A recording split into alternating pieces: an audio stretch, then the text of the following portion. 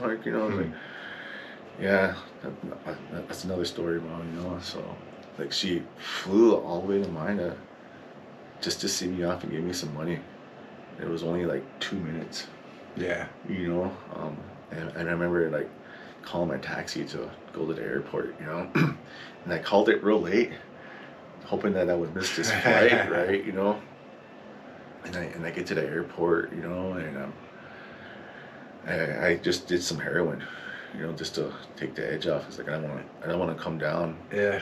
I want to kind of last, you know, and she's it didn't even last that long, you know. I remember crying in the airport before we were boarding, you know, feeling alone. You know, I really felt alone, like I had like nobody, you know. But like in reality, I have all these people that love me, that like pushed away, you know, and I remember getting on that plane, you know what I mean? I'm crying, you know. I was way in the back, you know, way in the back of the plane. I'm crying, you know, like what am I doing? This is real. Yeah. This is real. I've never experienced this before, right? You know, I get to the airport, you know, and then by then it was like a 2.5 hour flight, you know, and I'm already coming down. Mm. I'm already coming down, you know, and I'm feeling like crap. And I'm sitting at the airport, right? I'm sitting by the where the luggage comes out, and I seen a friend there, and I haven't seen her since I was like probably 18 or 19. You know, I was 35 years old when I went to treatment, so that's like a long gap from where I've seen her. And she's like looked at me like, Justin, and I looked. I'm like, I just put my head down. You know, I was like, Yeah. man. She asked how I was doing. I told her, and I was like, what are you doing here? She was like, are you here for treatment? I just shook my head. Yeah. She just gave me a big old hug. You know, I'm glad you're trying to get your life together. You know what I mean? And even though she said that, like I didn't even know what that meant. You know, to get your Yeah. life together. Right. I'm trying to make it through the day. You know. Damn. Yep. This person that is no longer with us picked me up. You know. We drive to we were in Mesa. And he drives me to Scottsdale, right? You know, he shows me the house, right? He's talking to me about AA. He's talking about sponsorship, right? You know, and he asked me, "Hey man, are you hungry?" He's like, "Yeah." And by then I haven't eaten like probably like 5 days. Damn. You know, I get to this house, right? You know, and like it's so weird, right? Like you want to go to all these places, you know what I mean? Like not see anyone that you know, right? And you go halfway across the country, right? And I'm walking through this door, and I'm walking like I thought I'm doing this like just walk with shame. You know, I didn't want to look at nobody, Yeah. and all I heard was, "Oh, Justin." And I looked over, right, and there's this dude from my hometown sitting on the couch, right? You know, it's like, "What are you doing?" It's like, "Well, I'm here for treatment." You know what I mean? You know, so I go in to do my intake, right? They drug test me. I piss hot for everything. You know what I mean? Yeah.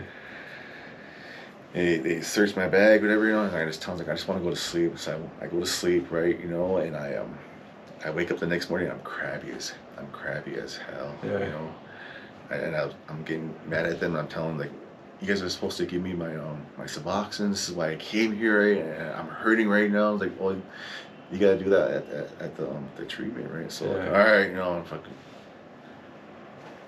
shower up, right? You know what I mean? And then I walk out of my room, and I hear another voice.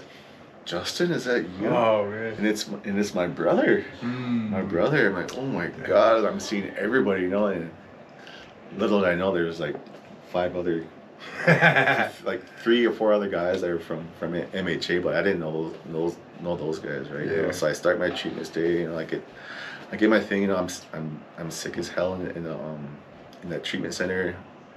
I'm laying on the ground. I'm curled up, you know. I'm just going through it, right? You know, and I get my Suboxone finally, and everything starts to smooth out. Right? It's hot there, you know, and I'm sweating, right? I'm doing my treatment, right? You know, I get kicked out of that treatment after like 45 days for getting into an altercation that was none of my business, you know. Yeah.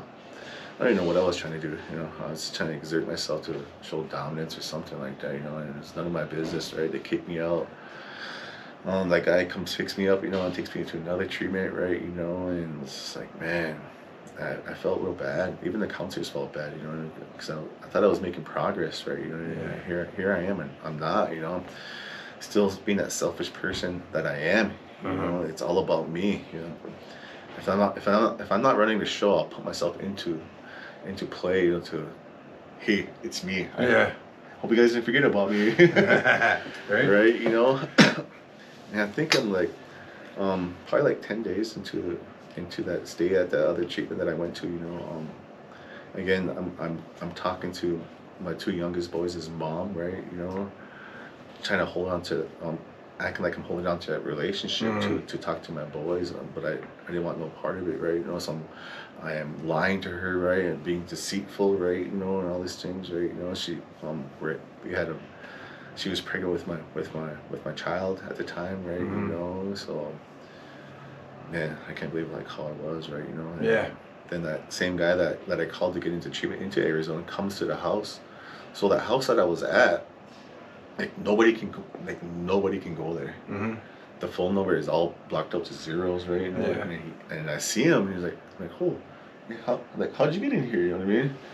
He just looks at me with that stare, and I know that stare, like something happened, right? You know. Yeah. He's like, it's like we need to you need to go home.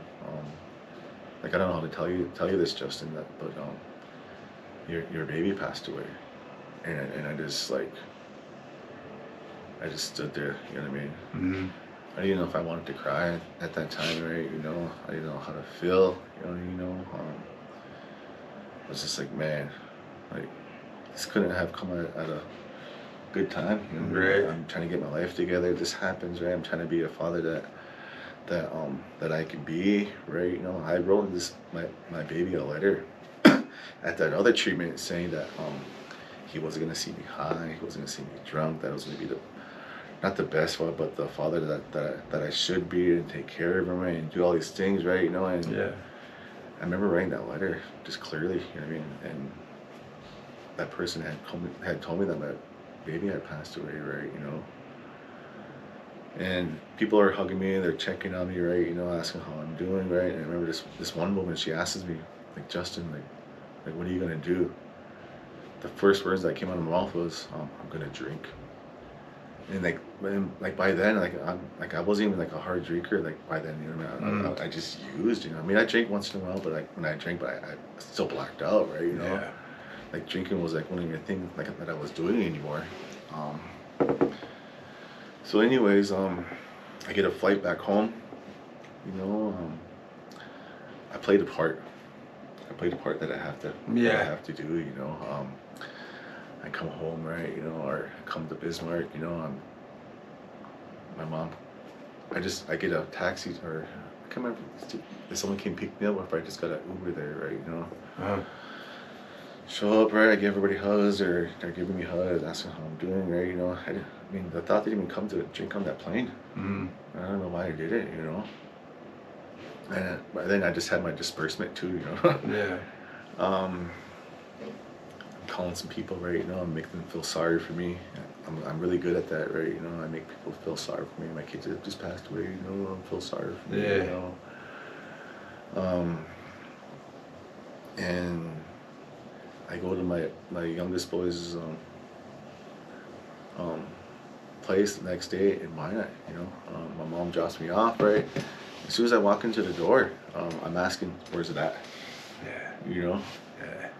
and she tells me no at first. She's like, "No," I'm like, "No." I was like, and I ask again, like, "Where's that?" I know you either have some here, or you can get some, right. And just like that, I relapse for the first. I mean, I've relapse is part of my story, right? You know, Yeah. I've relapsed plenty of times before coming into a treatment setting, you know. But this time, I know what AA is now. Yeah. I know what a sponsorship means now. I by this time I've worked the steps up to the fourth step, right? And so I know what a little bit recovery is now, you know. And my boys' mom, she wants to awaken her funeral, right? You know.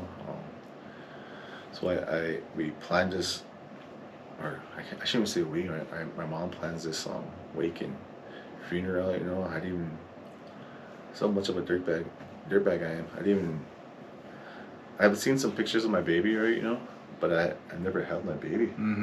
So when I got to the funeral home, I stayed outside and I think I made my mom take the clothes in. You know, I didn't even go see my baby. You know what I mean?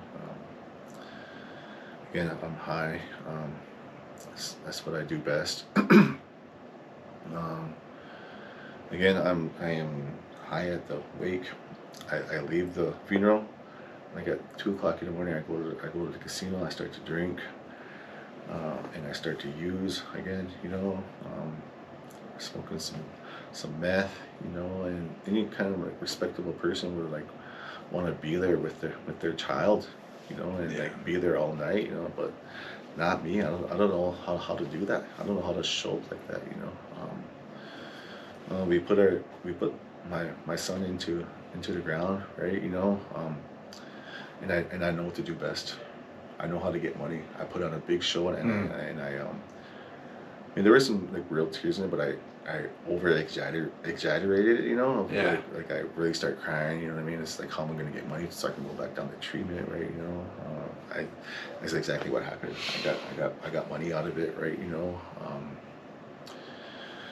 Then I start to feel guilty, you know what I mean? It's like, man, um, I'm gonna get a half a G of vodka, and this is gonna be it. Yeah. You know what I mean? I go to this person's place, you know. I get a half a G of vodka, right? You know, and I start drinking, right? You know, and this is what I do best. I act up. I start to talk smart, right? Be that person, right? You know. Yeah. In that person's place that I was at, they weren't having it. Um, they beat me up. Oh man. Yeah, her and her friend, they beat me up. You know, I had a black guy, right? You know, and the cops came and got me, right? You know, and I went from Garrison all the way to Bismarck. I acted up, right? You know, and I still had that warrant, right? Thinking that I was going to go to prison because I was looking at a 2-year deferred prison sentence, you know, for those charges, you know. Get to jail, right? You know, I think it was like a day and a half or something, and I was just in my boxers, man, and it was cold. It was really cold at the county jail, you Mm. know, and I finally get booked in, you know. I wasn't even booked in that whole time. Because I was acting up, you know. I go to court, right? I'm just gonna, well, if it's just what it's gonna lead to, maybe I need to go to prison, you know. Mm. I go to court. I tell the judge like where I'm already in a treatment facility. You know, that my son had just passed away. Using it as a maybe he can give me some points of getting out, right? You know, what the judge does, he lets me out. You know, he lets me out on my own recognizance. You know, and I go to I get out. You know, and my last use was heroin. Mm-hmm. Last use was heroin, you know, and I start my recovery journey after that, you know. Nice. I got a sponsor, you know. I start working the steps to the best of my ability, you know. I know, but I remember like when you get that first sponsor, you kind of just shake your head, yeah, you know. Yeah. You're not even listening. You're just like, yeah, you know, yep. Does this make sense? Is this you? Yeah, Yeah. that's me, right? So I'm working my steps, you know. I did my 1, I did my 2, right? I did my 3, right? You know, and I got to my third step, you know. You know, in our line of sponsorship, you know, we do the third step call, right? You know, Yeah. And it took me a month to do my third step call to like all these people, you know. Well, the reason why it took me that long was because I'm not dumb, right? But I can at that time I was barely like learning how to read. Mm-hmm. So like that third step call took me 15 minutes to read. You know, I remember reading it to JB one time when I was first down there, and I was just reading it, and I wasn't even reading the right words, and like until this day, I don't even know why he didn't say, "Bro, just read it slow and correct," you know. It was pretty horrible, you know. I do my 4 step, right? I do my power hour, right? You know, I get my list of character defects, right? I do my 6 and 7, right? You know, I got my list already of 8 and 9, right? I learned about 10, and I learned about 11, right? You know, Yeah. and I finished my 12, right? And I'm back in Arizona at this time, right? You know, and COVID was just springing up at the time, you know, Okay. and my sponsor's like, well, you're done with the step, but we're through with the 164, and at this time too, I had got my first job, I that I haven't had since I was like 2010, and it's 2019, so like 9 years I haven't worked. I got a job at this at what's it called? Goodwill. Okay. And I was walking to work every day, showing up to that, right? And my sponsor had told me, well, we need to get you speaking and sponsoring. I'm like, whoa, whoa, whoa, whoa. Like, I don't know about that, right? Yeah. COVID just hit. It was in full effect, and I came back in June of 2020. Um, Came back, right? I think by this time I had like 6 months of sobriety at that time. And I wasn't even too sure if I wanted to come back home, but I missed home. I've done a lot of dirt here in Bismarck, including the community, right? I'm stealing from stores, a lot of people that I had screwed over, so I was scared to come back here and make these amends to these people, but I needed to come back here Yeah. and try to fix this, not try to fix it, but amend these things that I've done to these people, right? Yeah. And there was this job opening that was at the place I work at now, my employment for a tech slash recovery coach. I mean, I don't know what a recovery coach was at the time, right? But the tech, yeah, I'll do that because I seen the techs that were doing their jobs when I was in treatment. That looked fun, right? So I applied for this job, right? And it takes a while. It took probably like 4 or 5 months before I even got the job. And before that, I had gotten this job with this other place here in Bismarck, doing insulation, and that was fun. They paid pretty good. I was making pretty good money, right? Keeping myself busy. I was going to meetings at this time, right? We got this meeting called Road to Good started up, and it started out with like six or eight people, right? And today it's blossomed to like 80 people or something like that, right? Like we got that going on. I'm going to meetings. I've got my first sponsee at this time, right? Again, like I was afraid of reading, right? So I took my first guy through the book, and that's all we did was read. I didn't even bother explaining anything. I didn't know how, right? Yeah. I thought I gave that guy a bad experience, right? But turns out that guy's still sober today. He's four. I think he's 3 or 4 years sober today. Wow, And he's doing the deal. We're co-workers. We work in the same place. I get that job at that treatment facility, doing a tech, right? And I learned how to be a recovery coach. And they tell me I need to do groups, right? And I start to do groups, right? And today it's blossomed to this good program of recovery coaches slash peer support that we're all in a 12-step program, and we're all doing the deal. Those guys, they're in the trenches, right? But when I came back too, I got into a relationship with my daughter's mom again. She's in the program too. We didn't jump right into the relationship, but she stamped it. Yeah. We're together now. Yeah. Let's make this Facebook official too. Right. So Yeah.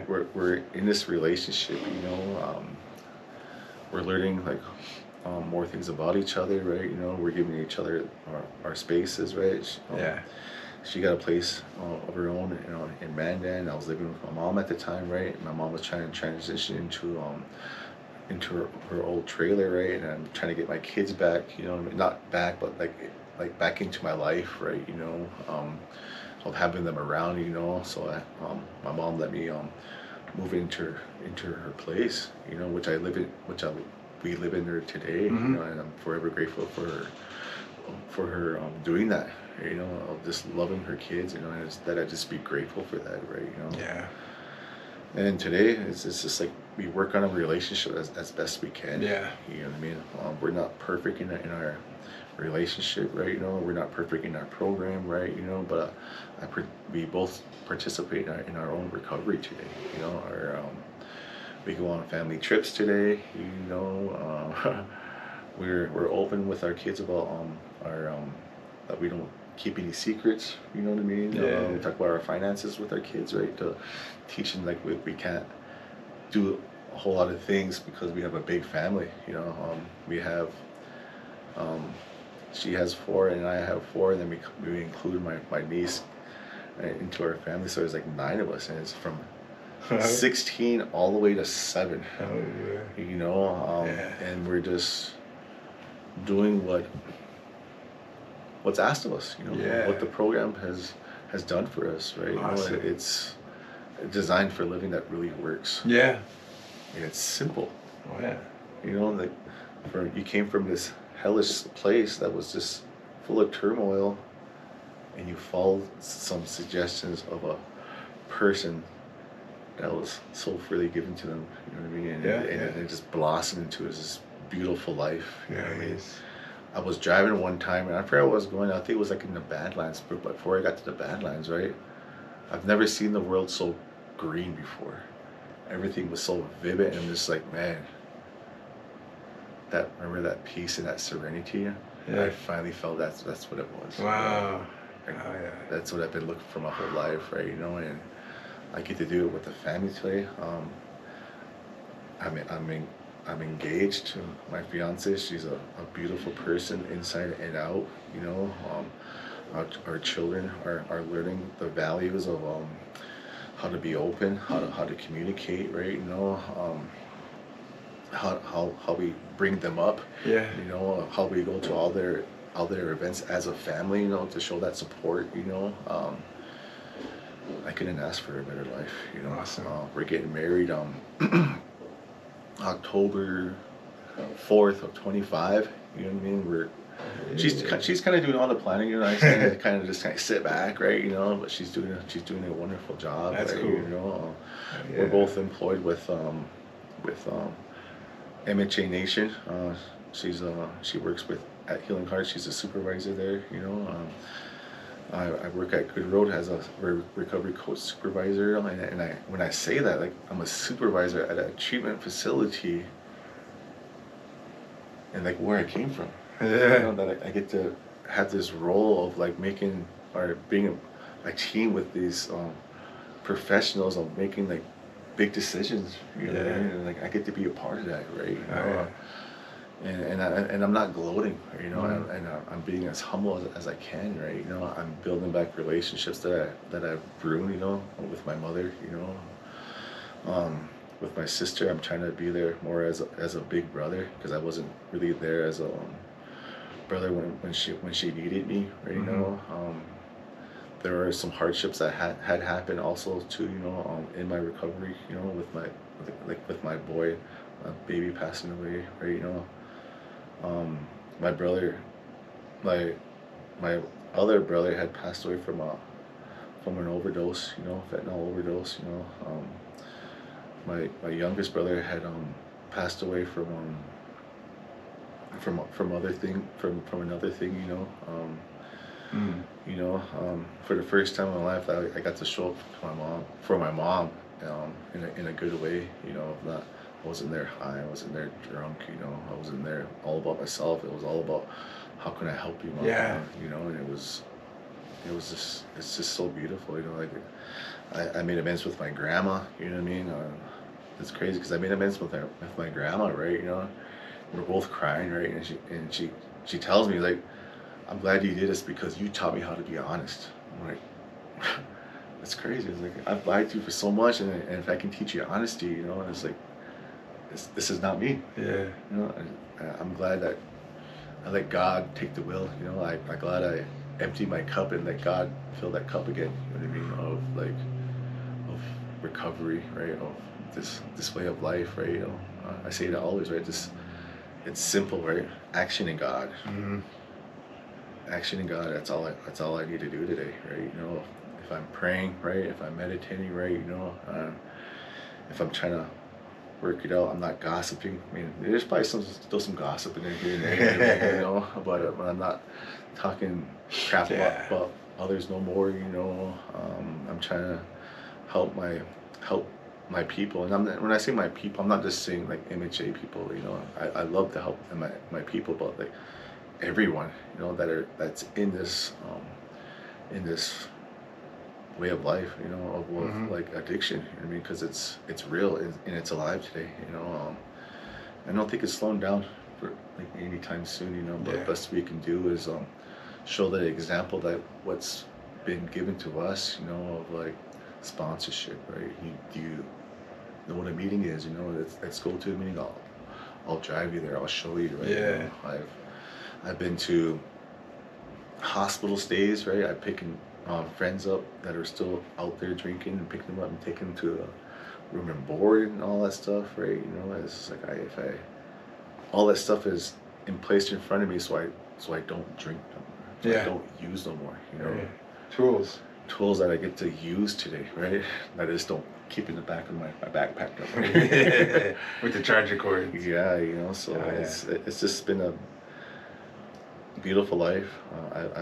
I love where things are going in my life, right? You know, I love my family that I have. I love our kids. I love my fiance. I love my mother. I love my sister. I love my grandma. You know, I just love today. You know what I mean? And you couldn't show me that like back in my addiction. I had to learn it. Right. I had to learn all this stuff all over again. You know, and it's really a blessing. You know, the gift of desperation, that where I was at, and to today, like it just blossomed. You know, it blossomed to this thing. You know. I get to be around a bunch of guys that I love, you know what I mean, that are in the same thing, you know, of helping others, you know, that we just trust God, you know, and just do the damn thing, you know. Yeah. That's awesome. Oh yeah, man, that's a powerful story, Justin. You know, there's I met you before, but you know, I didn't know a few of your details that, you know, I've heard your story before, but you know, and when we get a camera in front of us, we get a little bit more intimate. We, you know, not so much as get nervous, but we, you know, tend to, you know, tell the full story of the full, you know, the perspective of our addiction. You know what I mean? And that's a good thing. That's what we're trying to get with this channel. You know, we want to pass this message of hope. Hence the name Recovery, where, you know, your message of recovery is pretty strong. You know, all of us, we go through turmoil, addiction, and, you know, some of us don't come out of it. Yeah. But yeah, with your story, like you did the damn deal. You know, it sounds like you've been through the ringer and back, you know, and today you're here. You know what I mean? You're one of the older brothers that been in recovery more than me, longer than me, I should say, that I look up to. You know, we're all part of an organization called Night to the Round Table. And I remember meeting my sponsor. He was part of that group. Well, all you guys came from Arizona and stuff, and I didn't even know he was MHA associated, you know, and so, you know, it's crazy. But yeah, man, I just want to thank you for coming on, and the viewers out there, if you guys ever want to, you know, get a hold of Justin, just comment down below. He is a recovery coach at treatment center, and we both can help you. You know, I get messages out there constantly of people who are on the edge, who are on the ledge looking over, and they don't know where to go. You know, they need help. And if you want to get a hold of Justin, just drop a comment down below, and he'll let you know how, you know, you can get yourself into treatment if need be. He does work at a treatment center. So yeah, with that, we will pass. We will pass. Yeah. One thing, I forgot to see my sobriety date. It's 12/2/19. 12/2/19. All right. Oh yeah. Yep. So, YouTube viewers, recovery family, if you guys like what you see, hit that like. If you want to see more, hit that subscribe. Love you. Bye.